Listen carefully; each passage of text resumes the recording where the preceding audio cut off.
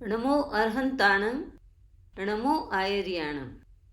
आज हम बात करेंगे सच्ची शरण किसकी। उत्तराध्ययन सूत्र के 23वें अध्ययन की 68वीं गाथा में बताया गया है, जरा मरण वेगेण उज्जमाणान् पाणिनं धम्मो दीवोपइत्थाय गई शरणमुत्तमम्। मन में जिज्ञासा हुई कि बुढ़ापे और मृत्यु के वेग में बहते हुए प्राणियों के लिए कौन सा ऐसा तत्व है, कौन सी ऐसी जगह है, कौन सा ऐसा स्थान है जो शरण बन सकता है। शरण उसे कहते हैं कि जहां जाने के बाद हम अभय हो सकते हैं, हम सुरक्षित हो सकते हैं, हमें किसी प्रकार का डर नहीं, किसी प्रकार का कष्ट और क्लेश नहीं होता। ऐसा कौन सा स्थान है, ऐसी कौन सी जगह है जहां पर प्राणी अपने आप को सुरक्षित महसूस करे। इस गाथा में बताया गया है कि जरा और मृत्यु के वेग से बहते हुए प्राणियों के लिए धर्म, द्वीप, प्रतिष्ठा, गति और उत्तम शरण है। कितनी सुंदर बातें बताई हैं कि धर्म इंसान के लिए, प्राणियों के लिए द्वीप के समान है। एक कल्पना करें कि आप समंदर से यात्रा कर रहे हैं, जहाज में यात्रा कर रहे हैं और समंदर के बीचों बीच जाते ही वह जहाज डगमगाने लगता है। ऐसा लग रहा है कि या तो ये जहाज कहीं से टूट गया है या फिर इसमें छेद हो गए हैं। उस परिस्थिति की कल्पना करें, उस भयावहता की कल्पना करें जिस समय सामने अथाह जल है और हम हैं, हमें कोई बचाने वाला नजर नहीं आ रहा है। उस घड़ी, उस पल में, उस समय में यदि हमें सामने कोई द्वीप, कोई आइलैंड दिखाई देता है, कल्पना करें उस समय हमें कितना संतोष मिलता है, कितना साहस मिलता है, किस तरह से हमारे अंदर एक सुरक्षा का भाव पैदा होता है, मन में हौसला बढ़ता है और हमें लगता है कि अब हम सुरक्षित हैं। धर्म इस तरह की ही सुरक्षा देता है।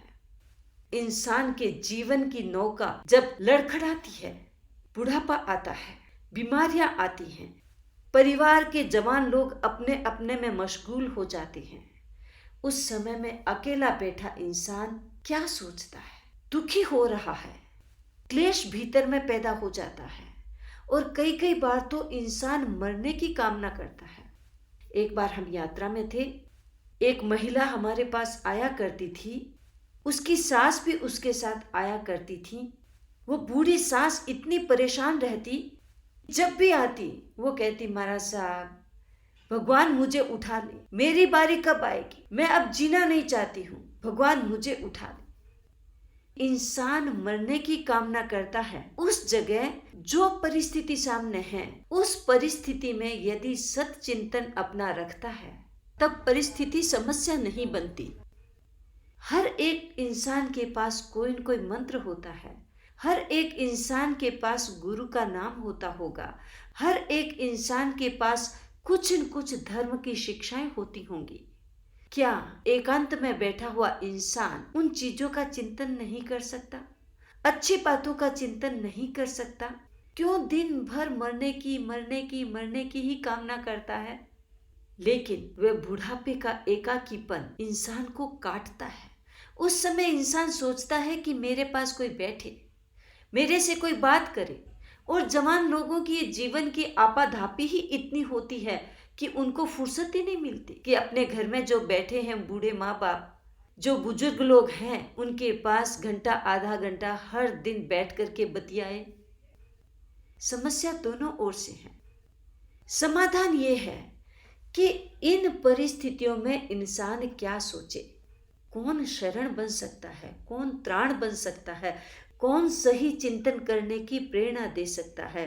धर्म ही एकमात्र ऐसा तत्व है, धर्म ही एकमात्र ऐसा सहारा है जो इंसान को सही सोचने की शिक्षा देता है, सही सोच देता है। एक्चुअली हमें एक द्वीप मिल जाता है, एक सहारा मिल जाता है, हमें कितना संतोष होता है। डूबते हुए को जैसे तिनके का सहारा मिल जाता है, भटकते हुए पांवों को जैसे सही दिशा मिल जाती है, सही राह मिल जाती है, कितना संतोष होता है। वैसे ही इस संसार के समंदर में, इस भव रूपी सागर में इंसान डूबता हुआ, चलता हुआ, लड़खड़ाता हुआ, जैसे भी संघर्ष करता हुआ जीता चला जाता है, उस समय किसी पॉइंट पर आकर इंसान जब अकेला महसूस करता है तो उसके लिए शरण कौन बनता है? धर्म शरण बनता है, धर्म प्रतिष्ठा बनता है। प्रतिष्ठा का मतलब यहाँ मान सम्मान इज्जत से नहीं है। प्रतिष्ठा का मतलब है कि जहाँ दोलायमान अवस्था आती है, डावाडोल सिचुएशन बनती है, उस समय धर्म की शरण में जो व्यक्ति रहता है वो स्थिर हो जाता है, उसके मन का डावाडोल खत्म हो जाता है, समाप्त हो जाता है। कई बार हम देखते हैं इंसान सुसाइड कर लेता है। क्यों करता है ऐसा? क्योंकि एक अलग प्रकार का कंफ्यूजन दिमाग में आ जाता है और उस कंफ्यूजन के कारण न तो सही सोच सकता है, न समाधान निकाल सकता है। उस समय इंसान को पता नहीं चलता और उस सिचुएशन का सामना करने में अपने आप को अक्षम पाता है और वह सोचता है कि अब मुझे इस जीवन को समाप्त कर देना चाहिए और वह एक्शन कर लेता है। ये एक कंफ्यूजिंग सिचुएशन जो बनती है वो बड़ी भयावह होती है। उस समय धर्म हमें प्रतिष्ठित करता है, हमें स्थिर करता है, हमें सही सोच देता है, अपने जीवन के लिए सही सोचने का एक मौका देता है। ये धर्म में ताकत है। धर्म हमारे लिए गति है। जहाँ भी ठहराव आता है, सामने बाधाएं दिखती है, इस परिस्थिति में धर्म एक सहारा बनता है। जैन आगम उत्तराध्ययन में सुझाया गया कि शरण लेनी चाहिए धर्म की। और कौन सा धर्म? धर्म के अनेक रूप आज दुनिया के सामने हैं, इंसान के सामने हैं। वैदिक धर्म, जैन धर्म, सिख, ईसाई, मुस्लिम धर्म या और कोई धर्म। धर्म का मतलब होता है शुद्ध चेतना, शुद्ध चेतना, शुद्ध चेतना। धर्म की शरण का जब प्रसंग आता है तो ये धर्म पीछे छूट जाते हैं। धर्म की शरण का अर्थ हो जाता है जो शुद्ध चेतना का प्रशिक्षण दे। जो प्रशिक्षण देने वाला है वह भी शुद्ध चेतना वाला हो और प्रशिक्षण भी चेतना की शुद्धि के लिए हो। देने वाला भी राग द्वेष मुक्त हो।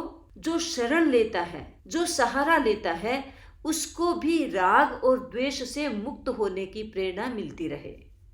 वही धर्म किसी भी नाम का हो, वह सच्ची शरण है। ओम अरहम।